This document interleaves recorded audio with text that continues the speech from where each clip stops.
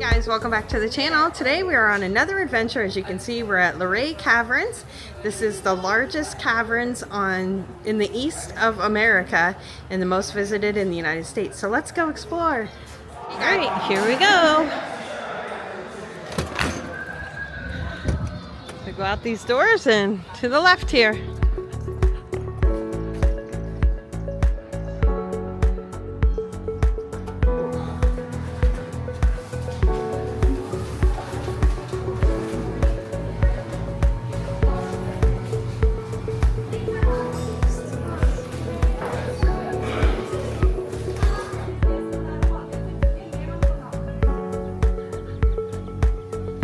All right, so it is extremely hot out today, so we thought we'd beat the heat by taking you guys and going underground and exploring this cavern. I am so excited to see what is down here.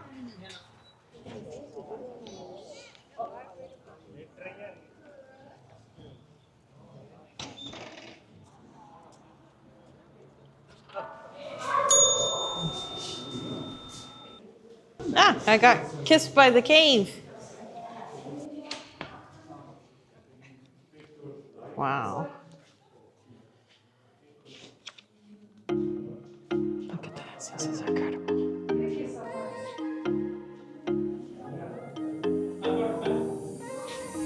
Wow.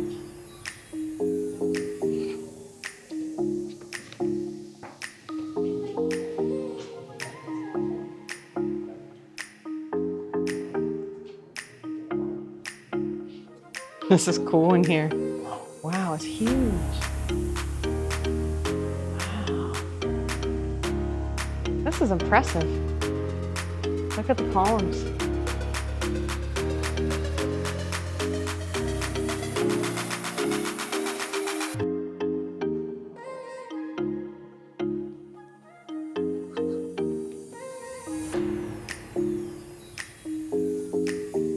Just imagine discovering a cave like this.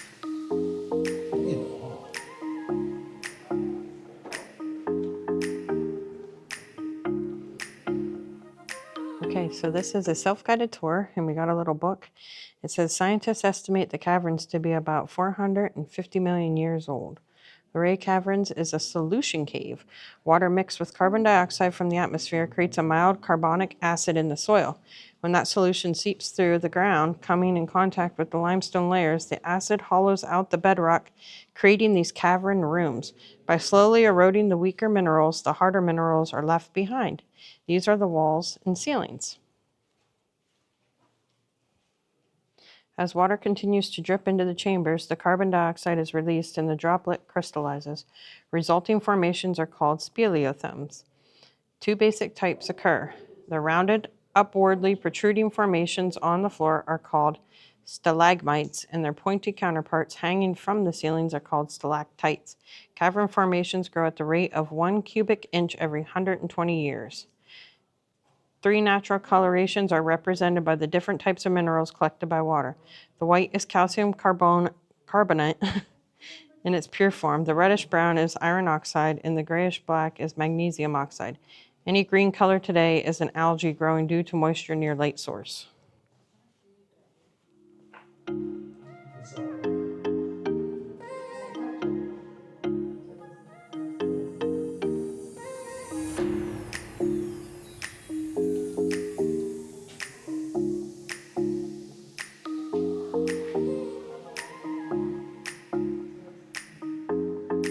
These formations are just wild. And you know what's even more wild to me is that you have somebody at the beginning of the cave that says, stay on the walkway and don't touch, but it's kind of just, you know, exposed. Yeah, like how many kids are touching it. I wonder if that's why this is so smooth right here. The area that we're in now is called the fish market, and it is because a consecutive row of short curved formations, long, thin, and in such a perfect line of almost uniform length that the explorers were reminded of an old-fashioned fish market. All right, so we are at Dream Lake, and what you are seeing is a reflection in the water.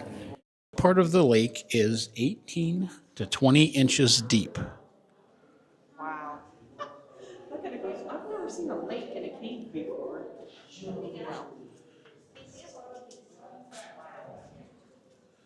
This, like over here, that is amazing. That's just a reflection.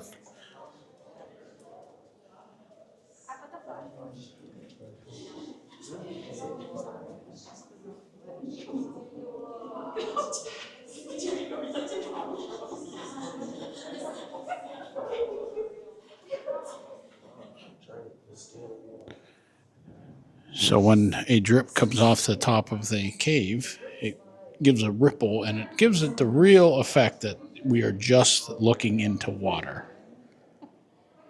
And you transition from the lake, there's just this mound right here, and it just goes into a hole.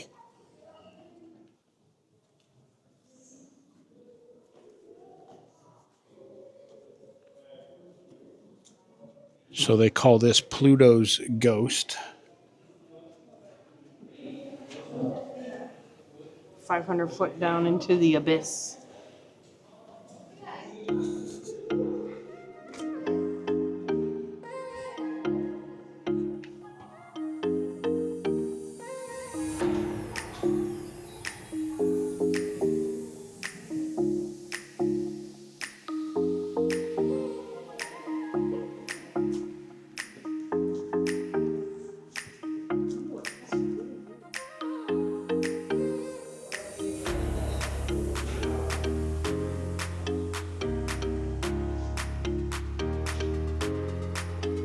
I think we found our hand.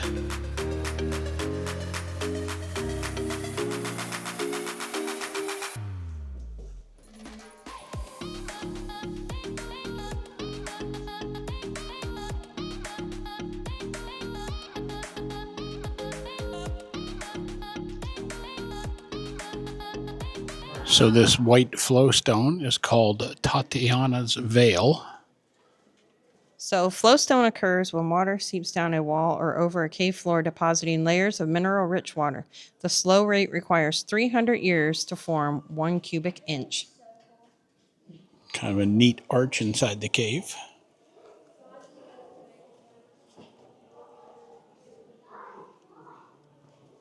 All right, this formation is called the Giant Redwood, and it is the largest and oldest formation inside the cavern. All right, I found some cave bacon.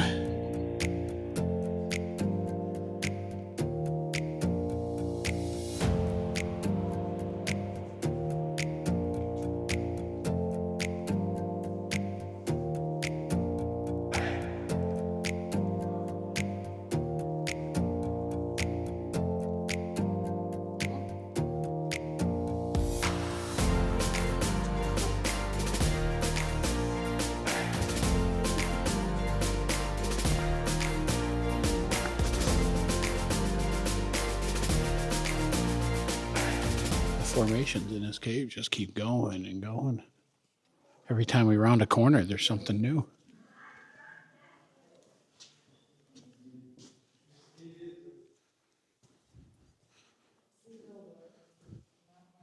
Well, I thought I showed you the coolest piece of cave bacon, but there's some more. Okay, so here is an example of what they call Sarson's tent, and it's called drapery. Okay, so these are a form of flowstone. Just look how thin they are.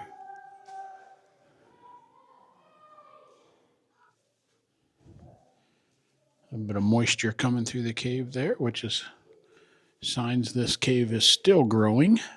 Just look behind you once. There's just so much to look at. Wow. Look how massive this is. So you just literally walk through the formations.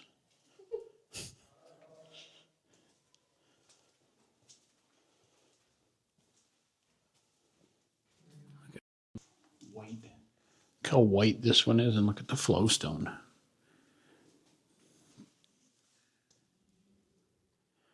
Look back through there where they have the light shining through.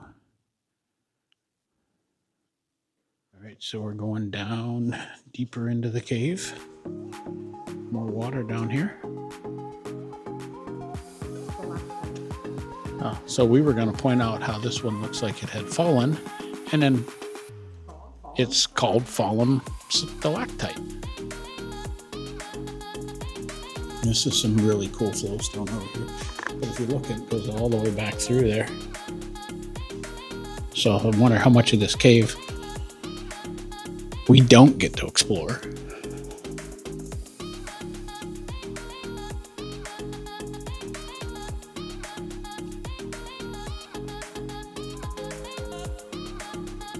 So this area that we're entering is called Giant's Hall.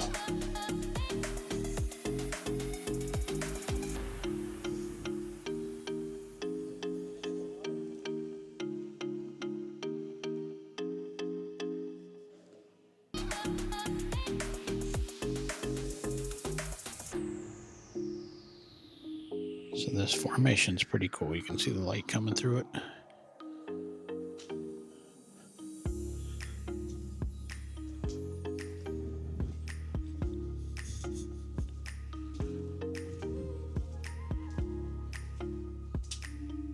Wow.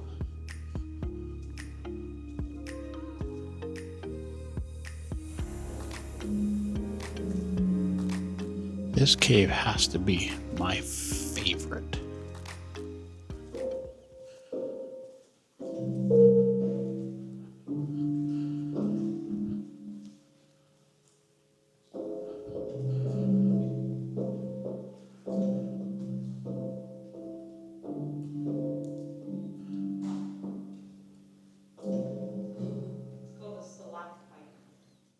All right, so down in the cathedral, they have a piano,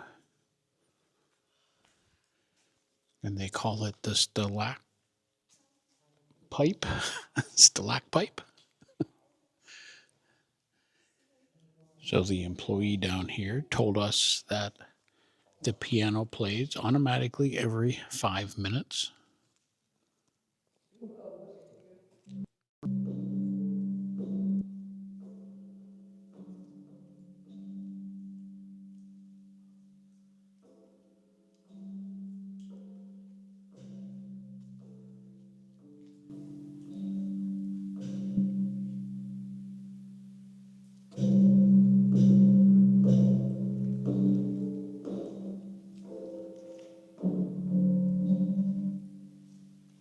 All right, so now we are heading up.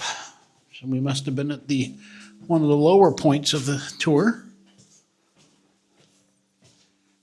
Slippery.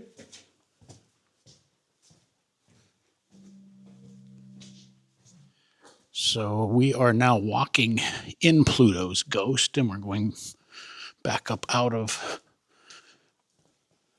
the bottom of the cave.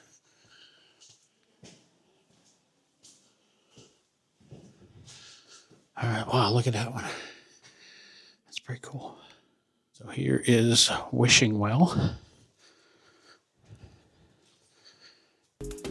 So this is the Wishing Well, and it is the deepest body of water in the caverns, and it's got a depth of 6 feet in the center. And as you can see, people are throwing coins and money in the Wishing Well, and every year they collect the money and they donate it. So you can see all the coins and dollar bills that are left in here, and in front of us there is a sign of how much they've donated. So if you're interested in what they do, it looks like they must collect it every couple years. So the 2011 to 2017 went to juvenile diabetes, and they had pulled out $282,000.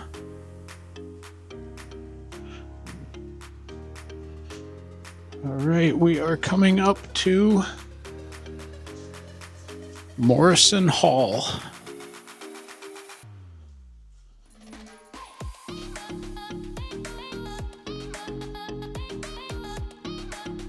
They have a little bit of a light show going on here.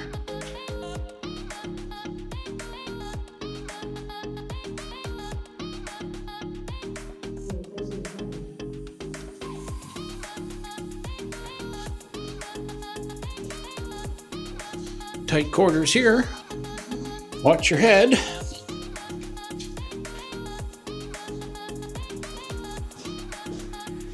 So this is kind of what we're used to walking through, maybe not even this tall. Right. Here's number 117, which is called fried eggs. And I mean, it does pretty much look like fried eggs. So these were stalagmites that were broken off.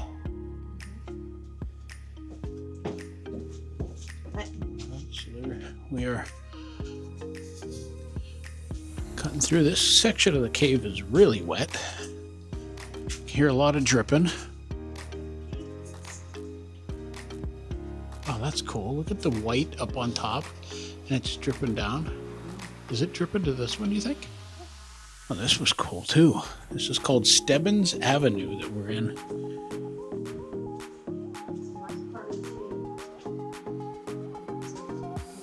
Oh, this is neat over here. Another one of them reflecting pool looking things.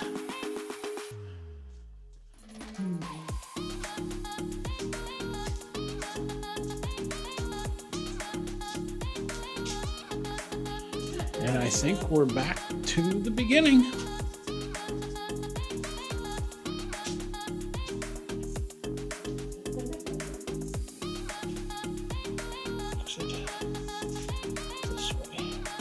A little bit of information on the great stalagpipe organ. It is comprised of 37 stalagmites and covers 3.5 acres. All right, so we just left the cave and it's pouring down rain. It's thunderstorming, but I got a great way to beat this. Let's go to Buc-ee's. That's a good idea. Let's go to Buc-ee's, get some dinner. So here's a quick look at the gift shop. After you exit the cave, you come into the gift shop. But we are here just about at closing time. So they got root beer? They have root beers. Let's see what type they have. They have Dominion. Dominion, never heard of that one, so might be one we get. Diet one. Frosty. So all these shops, there's a cafe, Toy Town Junction. So it's a discover a collection of toys from yesteryears. There is a car and carriage caravan museum. It's fudge. It's all included with your admission to the cavern. And they also have a maze down there, which is all made out of hedges. I don't know if you can see that down there, but that might be a separate price. I'm not 100% sure, but okay. Want to grab some fudge? Yeah, we'll give some fudge. Either that or we're going to get Buc-ee's fudge. So we are in another gift shop. Not only do they sell fudge, but they have other gifts. I'll give you a quick walk through here. And I mean, I could take a peek in the car museum. It says exit, do not enter, but we could just take a peek. Wow, look at those old cars. Wow, this place is cool. There's more in here than I thought there was.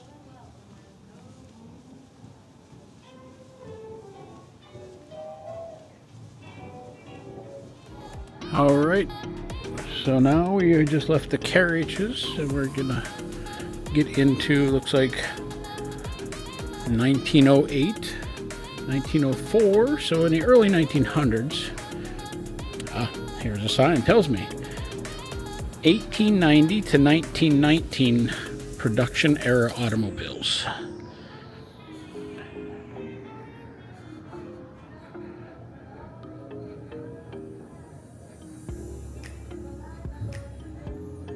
Well, there's an electric car.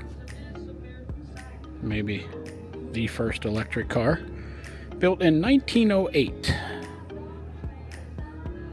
I'm gonna assume the red. Is that a fire truck? No, maybe not.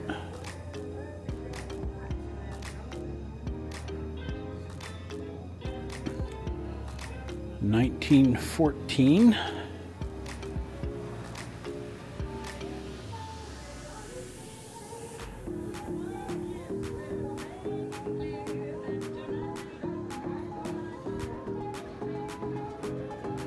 Here's a 1910 Maxwell. Original cost was $825. Made by the Maxwell Motor Company out of New York. 1910 Ford.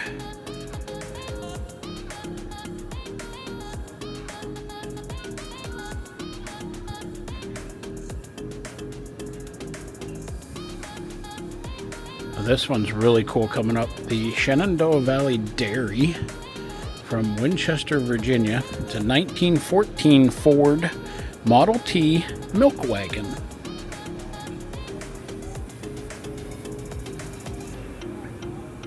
So here is a 1915 Dodge. Original price was $785. Made in Detroit, Michigan by the Dodge Brothers Incorporated. Oh, this white one is really cool. It's a 1932 Rolls-Royce.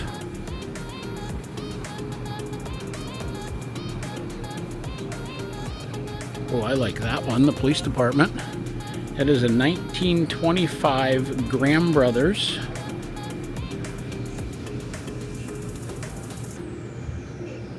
Another Rolls-Royce from 1925.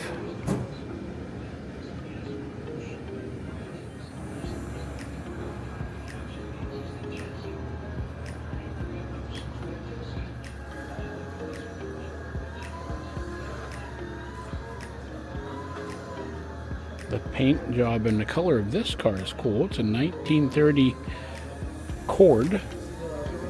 Its original cost was $2,595. So they have a rope course up there in the back, and here's a picture of the garden maze.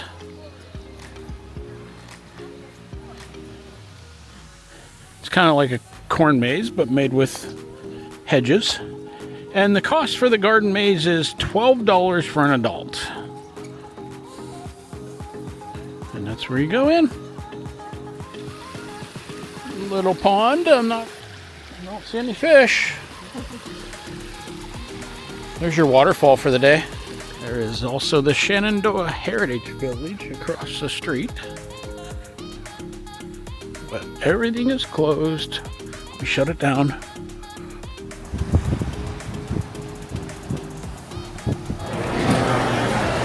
Okay, I got the sandwiches. Now let's get some extra sauce and some pickles. All right, well, we got our sandwiches. We're ready to go eat. We hope you enjoy coming along with us to Luray Caverns. And remember, if you can't get out and make your own adventures, keep coming along with us. Thanks for watching. All right.